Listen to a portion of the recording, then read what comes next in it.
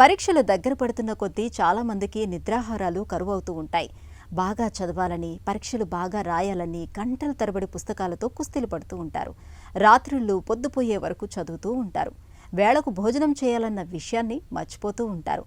మెలకువగా చురుకుగా ఉండేందుకు కాఫీ, టీలను మితిమీరి తాగుతూ ఉంటారు.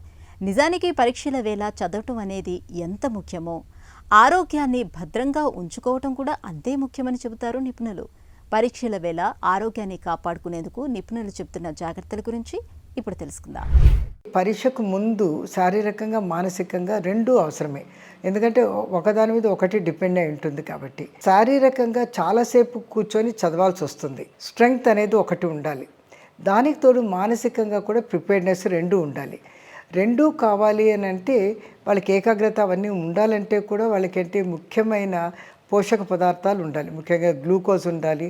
అతను గ్లూకోజ్ ద్వారా ఆక్సిజన్ సప్లై ఇవన్నీ కూడా ఏర్పడుతుంది.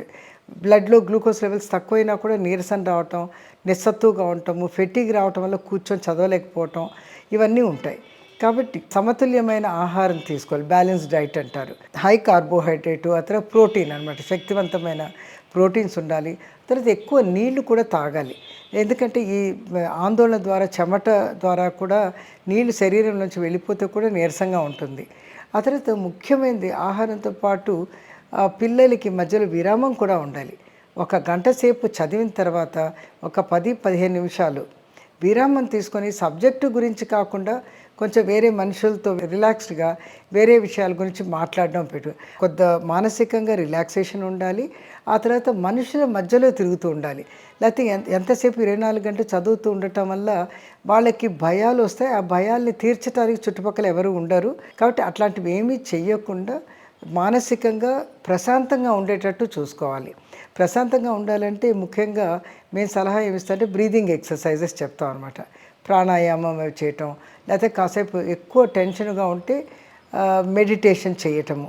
సో ఇవన్నీ ఒక 5-10 నిమిషాలు మధ్య మధ్యలో చేసినట్టయితే ఆ తర్వాత వెళ్ళి ఆందోళనగా ఉన్నప్పుడు అలాగే బలవంతంగా కూర్చొని ఎక్కువ ప్రెషర్ పెట్టుకునే కంటే కూడా తల్లిదండ్రుల దగ్గరికి వెళ్ళడము, మాట్లాడడము, లేకపోతే స్నేహితులతో ఫోన్లో కలిసి మాట్లాడుకొని కొంచెం వాళ్ళ దగ్గర ధైర్యం తెప్పించుకోవడము, లేకపోతే టీచర్లతో మాట్లాడటం, ఎవరైనా మెంటర్స్ ఉంటారు. ఆ విధంగా మానసికంగా కూడా రిలాక్సేషన్ పొందటానికి ప్రయత్నించాలి.